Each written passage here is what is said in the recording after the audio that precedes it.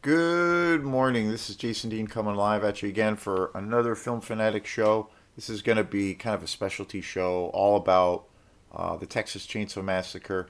I've done quite a few shows on this franchise before, but I kind of like to revisit these films, these movies that mean so much to me and that I feel are incredibly important.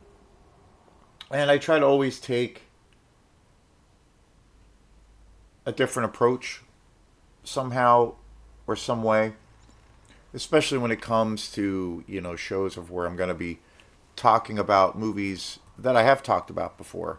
So, and on a side note, I'm going to be most definitely going up to Bangor today or tonight, and I'm going to really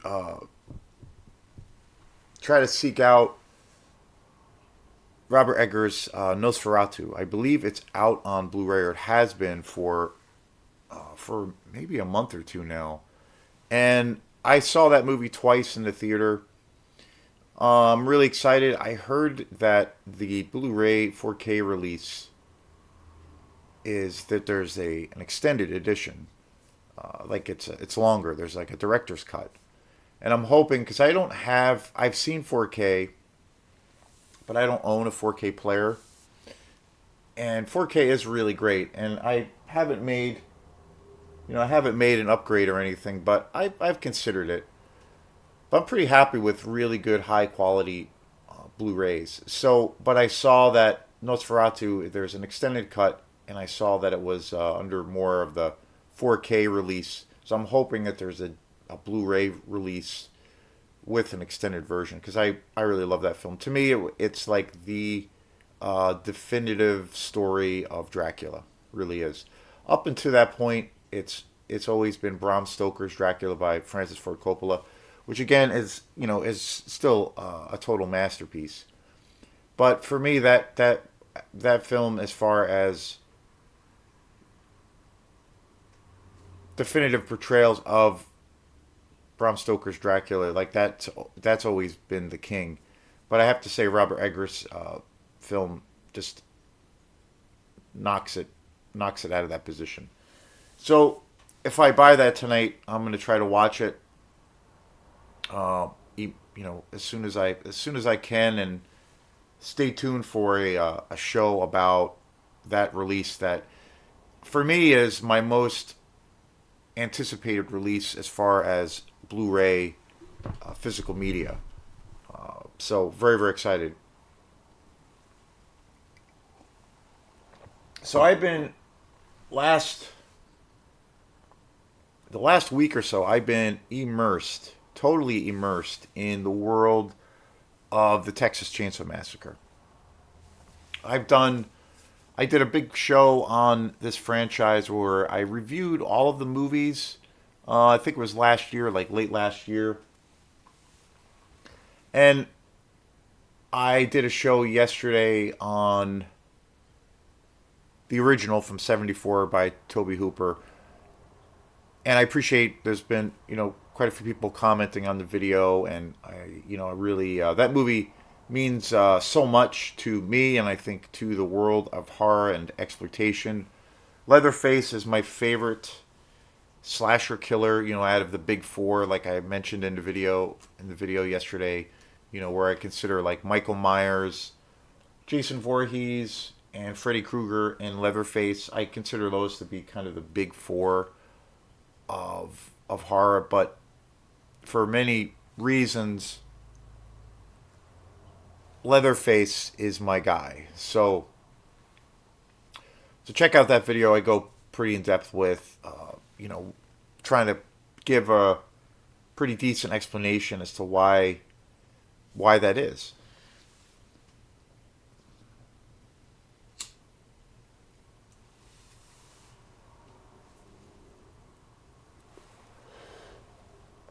And so the other thing that I did last night, and I also mentioned it in the video yesterday, was for when it comes to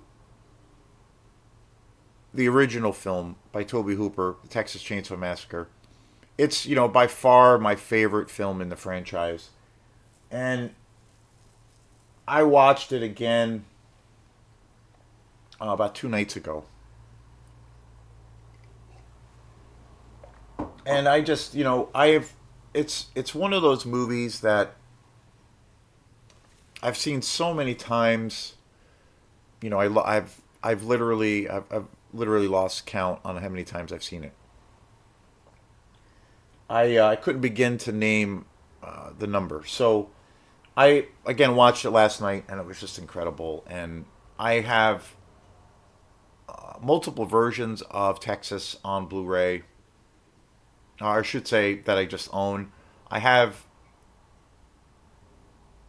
I have it on VHS. I have it on like a real generic DVD version of it. I think I have another version of it that's pretty generic. But then I also have this really beautiful steelbook version of it. And then I finally got it on Blu-ray about a couple of years ago. And to me, that's like the definitive transfer. That Blu-ray, though, like I said in the other video yesterday, the quality of it, the audio, the picture, the pixelation, I mean everything, because it's all digital. It looks incredible. It's definitely the best version. But that DVD that I have, or I should say that Blu-ray version that I have, is really disappointing in some ways because there's no special features to be found on that collection, which I'm really surprised because it's so great.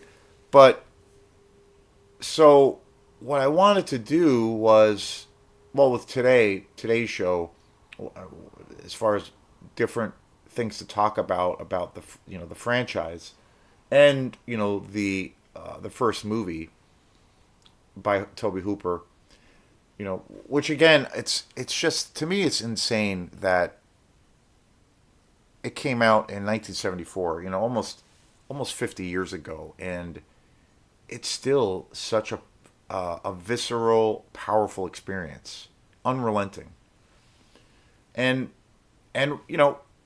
one of the most influential horror films ever made. Also, I mean, we still see it. We still see it in movies now. And that's just the sheer testimony to how incredible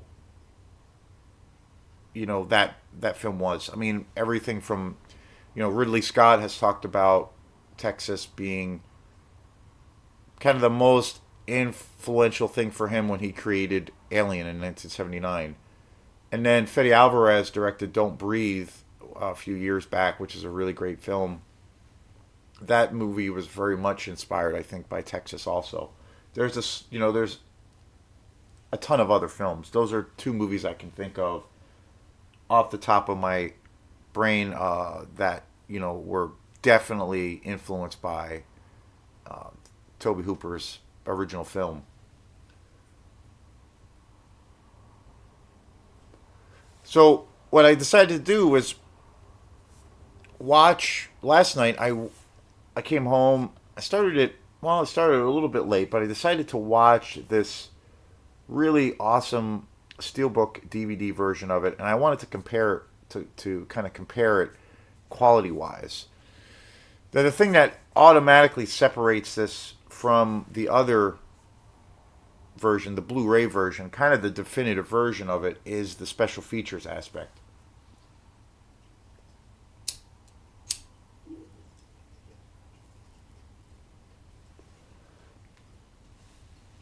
This beautiful edition has hours of special features.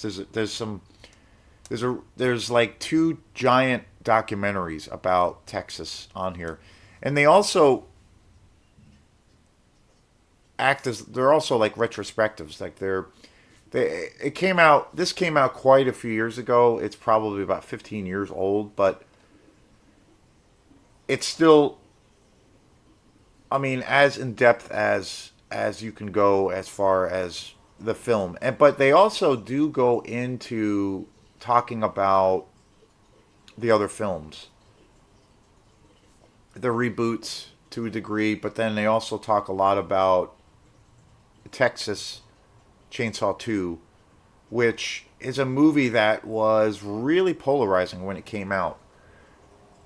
Texas Chainsaw Massacre 2 came out, it was a sequel by Toby Hooper. I own that also on, I think I only have it, yeah, I only have it on DVD. I need to get an upgrade of that. But that movie came out as a sequel, and that was also directed by Toby Hooper. That movie is so radically different than the original, and I think it works on in every way possible. That movie was really controversial when it came out because it's essentially a black comedy. It's super 80s. It's got this super like kind of goofy thing to it. It's very there's a lot of humor in the movie, and it's kind of like a black comedy, but it definitely I think on the horror elements with the horror elements it definitely delivers those kinds of more serious tones and sticks more or less with the kind of the psychotic nature of Leatherface and the family. But tonally, it's so different. And I know when Texas 2 came out, that pissed a lot of people off because they were expecting it to be, just as serious as the first one.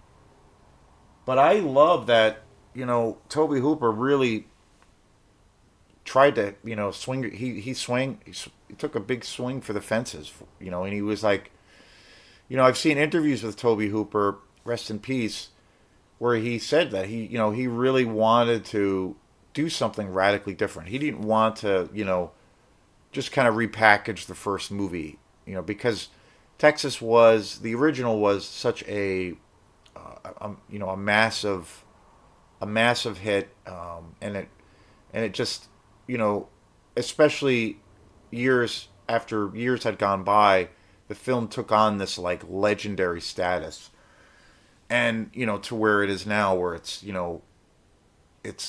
regarded as one of the greatest horror films ever made, and one of just from a like cultural perspective, the impact of that film is like so incredibly seismic.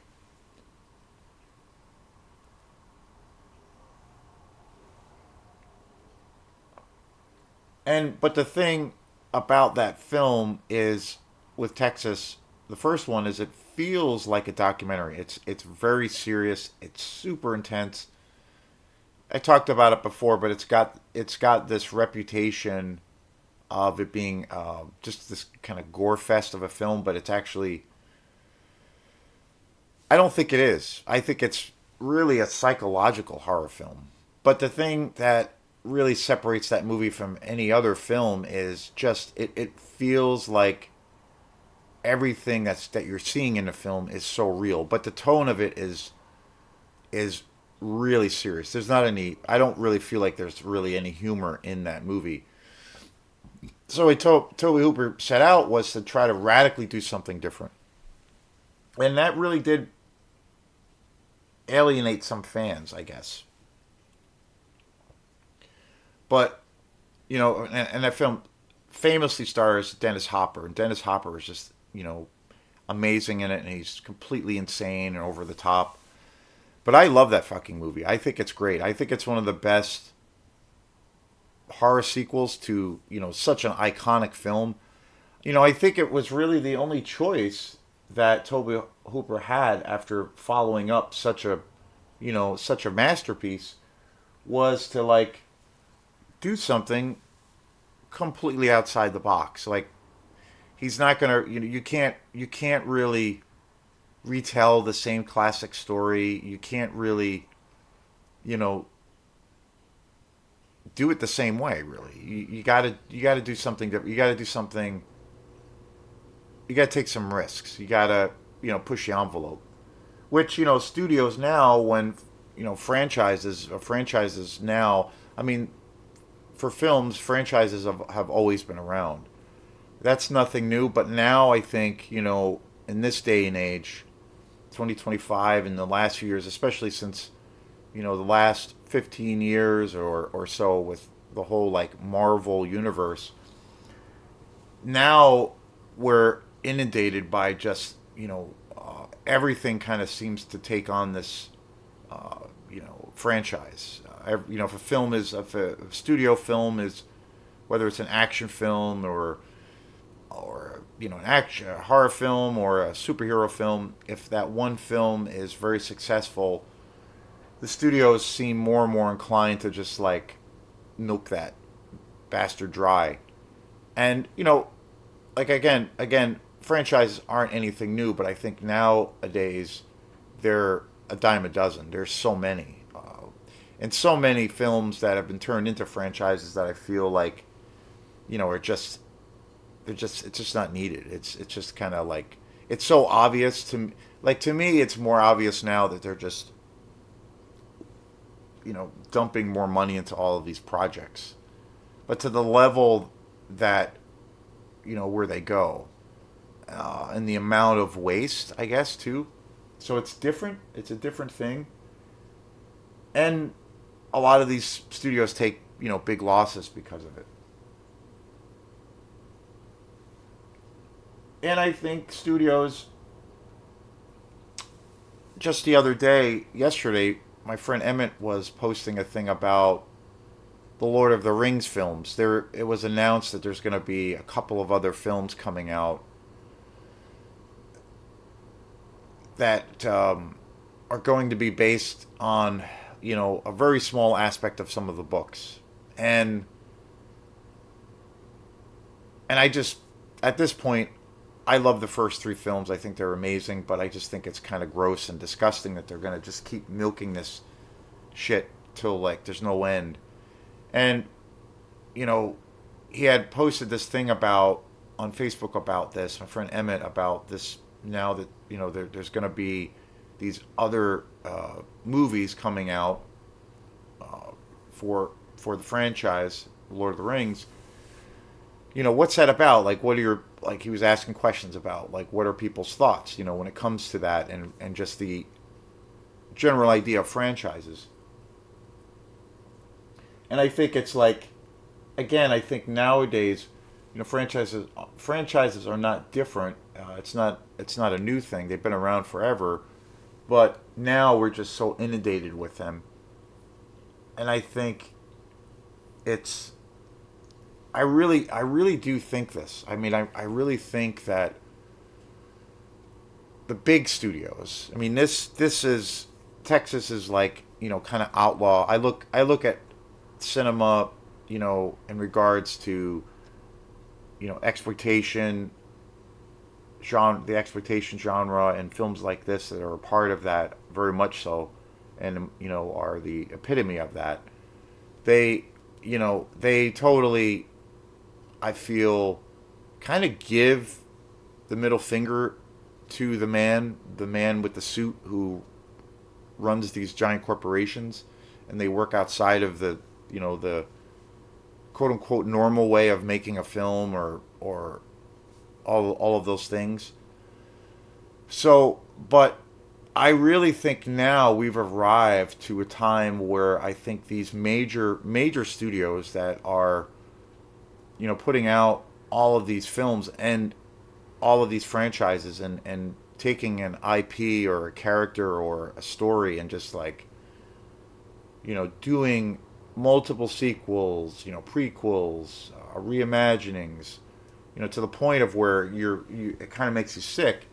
I really think that most of these studios think that people are just dumb and they're just kind of mindless consumers and they just want the same old kind of regurgitated ideas. And I think I legitimately think that studios think, big studios, I think they really think the mass public are just kind of a bunch of idiots and just a bunch of monkeys, and that they essentially just want the same shit over and over again.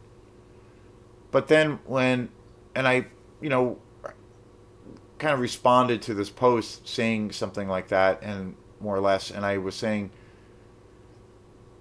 you know, using as an example, The Substance with Demi Moore that came out last year, which was probably the best movie that came out last year, and that movie was completely spectacular, and an example of just total gonzo filmmaking, and totally taking chances, totally taking risks, and to the point of where it was, nominated for all of these awards, and it didn't win shit because the Academy Awards are, a bunch of jerk offs. But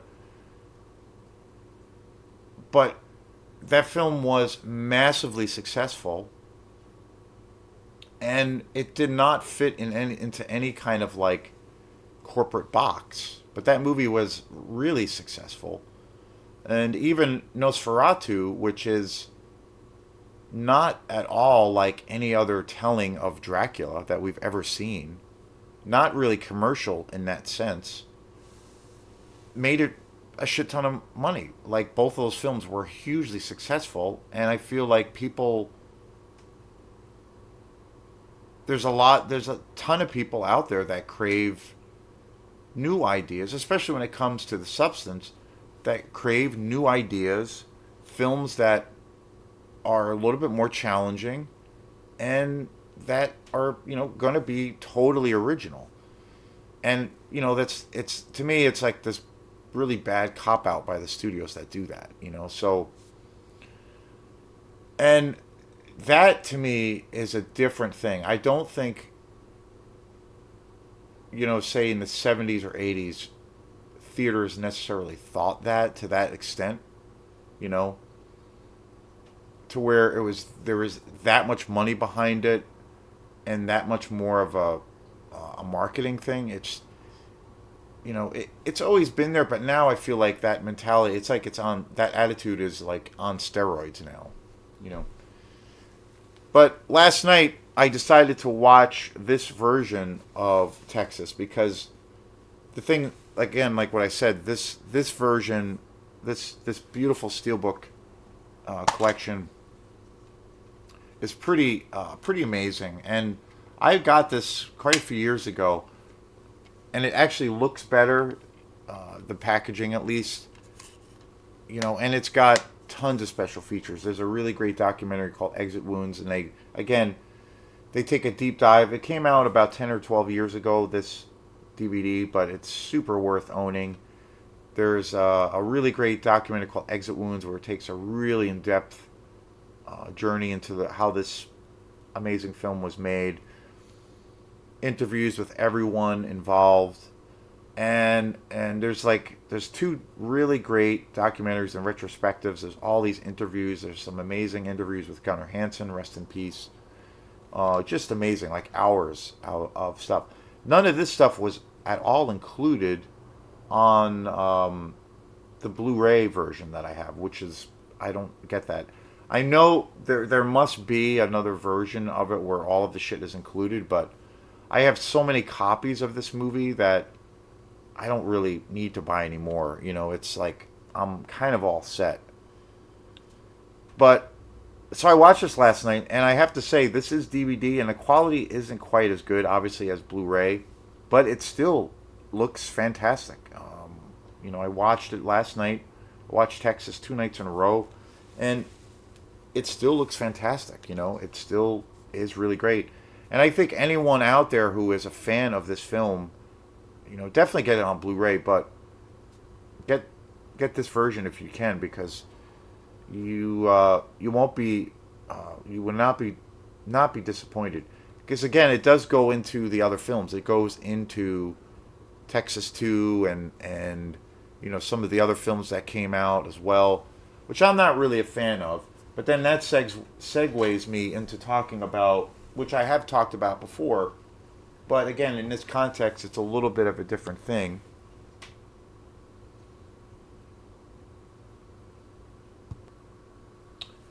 So that brings me to the two other films that I love in the franchise, which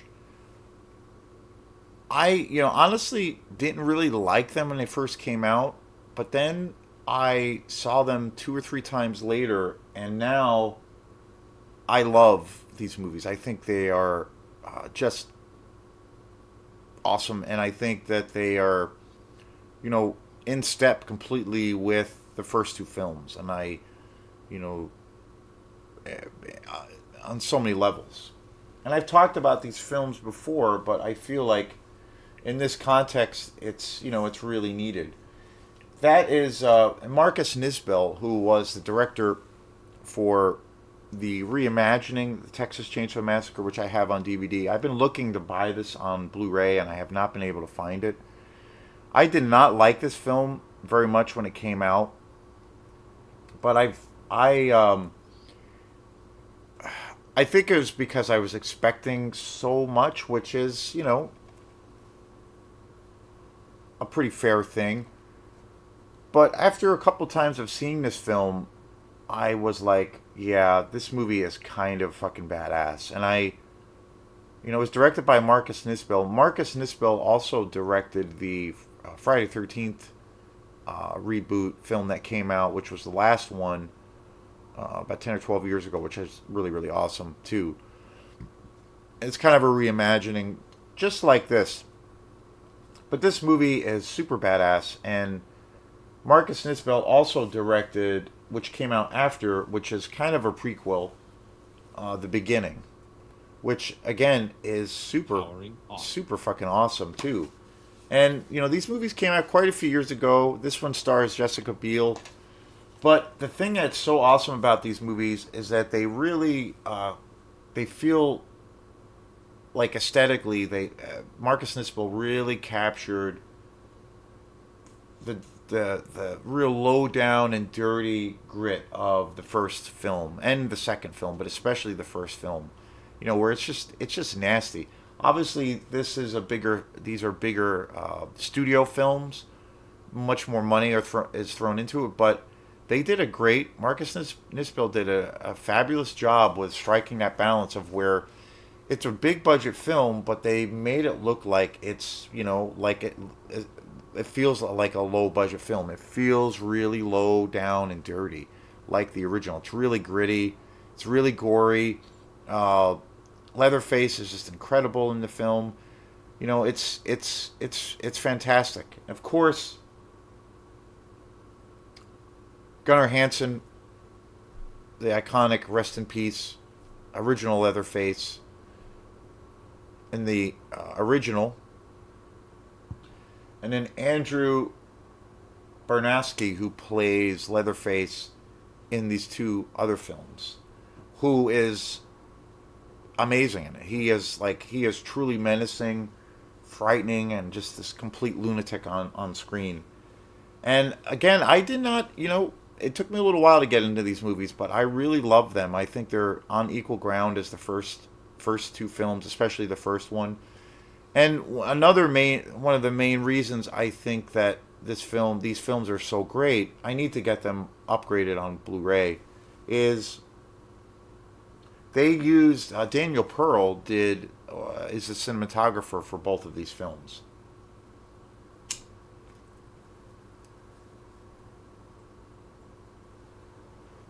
And Daniel Pearl was the cinematographer for the first two films, especially well known for his work. I think he did Texas too, but he definitely did the cinematography on the original. And I think the cinematographer, Daniel Pearl as a cinematographer, I feel like his camera work is just unbelievable. I think he is like Roger Deakins, another amazing cinematographer who is just incredible. He's done all the work for all of the classic Coen Brothers movies. Dean Cundon is another one who I think is just amazing. He did all of the John Carpenter films. I think those three guys are my favorite. Daniel Pearl's vision, though, the way he shot the first film and these films, the cinematography is so powerful that acts like it has its own, distinct kind of personality. It acts like a character. And I think that was one of the best choices for them to kind of capture the essence when they were going to make these, essentially reimaginings or reboots of Texas. That was one of the best moves that they could have ever done, was to get Daniel Pearl back on the shoots, on the projects, because it really has that look. It really has that, you know even when there's scenes of where, maybe nothing is really happening, as far as, there could be just these shots of, these landscape shots, or pictures of the house, or what have you. You every the way he's able to place the camera, it's so you get this sense of like doom and dread, like it's shit is gonna go down. The minute the films start, and so that might be the reason why I think these films are so great, because they went with that angle. And the casting was great, and they did, it. These films are also, definitely, there's a tipping of the hat to the original films, a real homage to Toby Hooper. But they do some things that are very different, and I think that was a awesome um, call for them to do, and I think it really, really pays off, and you really see it. You really, really see it on the big screen, and it's awesome.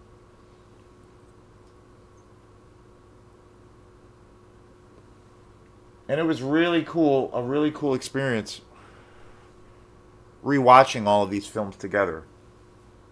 They're great. And of course, with that being said, there are many other films in the franchise. I believe there's 4 or 5 other movies in the Texas franchise, which I don't really like at all, and they're just kind of these aimless cash grab movies, I think. And I don't really personally, I don't really even think they're really worth kind of reviewing. I just think they're just pretty lame. And I don't own them. I've seen them all, but they're very disappointing. But as far as the franchise, these 4 movies are the best, and without a doubt, the original. So I wanted to do a show where I just, tried to talk about these movies again, and I've been so immersed, bringing myself back into the Texas universe.